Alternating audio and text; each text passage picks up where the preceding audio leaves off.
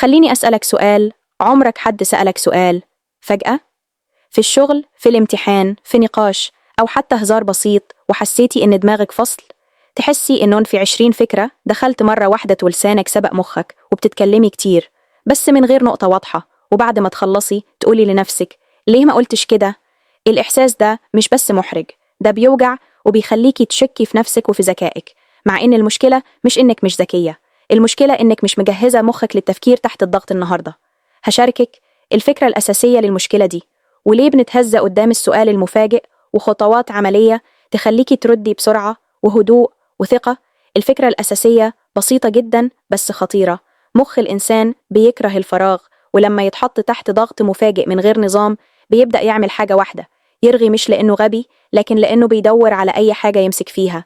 يعني إيه؟ يعني لما حد يقولك إيه رأيك في الموضوع ده، مخك بيفتح ذكريات، آراء، معلومات، مخاوف، ومحاولات إنك تطلعي شكلك كويس، فبدل ما تختاري فكرة واحدة بتحاولي تقولي كل حاجة مرة واحدة، وده اللي يخلي الكلام متلخبط طويل ومن غير نقطة واضحة. الحل مش إنك تفكري أسرع، لكن إنك تفكري بنظام. خليني أقولك حاجة مهمة: أذكى الناس مش بالضرورة أسرع ناس في الرد، لكن أكثرهم تنظيما. زي إيه؟ تخيلي مكتب، كل الورق مرمي ضد مكتب، كل حاجة في درجها، نفس الشخص، نفس المخ، بس النتيجة مختلفة تماما.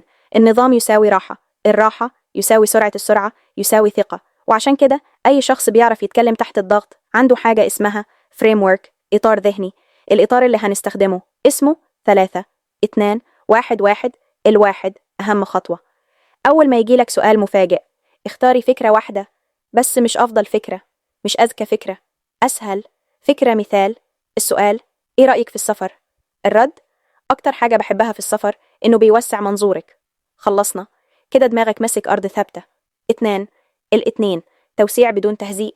بعد ما تمسكي الفكرة قولي طريقتين شرطة، نوعين شرطة، سببين. مثال: في نوعين سفر، سفر للراحة وسفر للاستكشاف. ده يخلي كلامك منظم، قصير، شكله ذكي. 3 ل3. لو حابة تكملي، لو الموقف مستحمل قولي 3 خطوات، شرطة 3 أمثلة.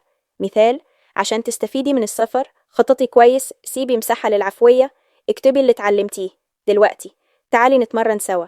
خدي أي موضوع: القهوة، المذاكرة، السوشيال ميديا، الصداقة، واسألي نفسك: إيه حاجة واحدة أقدر أقولها؟ إيه حاجتين أوسع بيهم؟ إيه 3 نقاط لو حبيت أكمل؟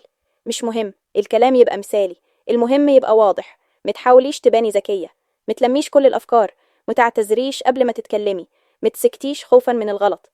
الغلط مش في الكلام، الغلط في الشلل. عايزة أسيبك بفكرة أخيرة: الثقة مش إنك تعرفي كل الإجابات، الثقة إنك تعرفي من أين تبدأي. وإطار 3 2 1 مش بس طريقة كلام، ده طوق نجاة في أي موقف مفاجئ. ابدأي بالواحد وسعي بالاتنين، كملي بالتلاتة وبس.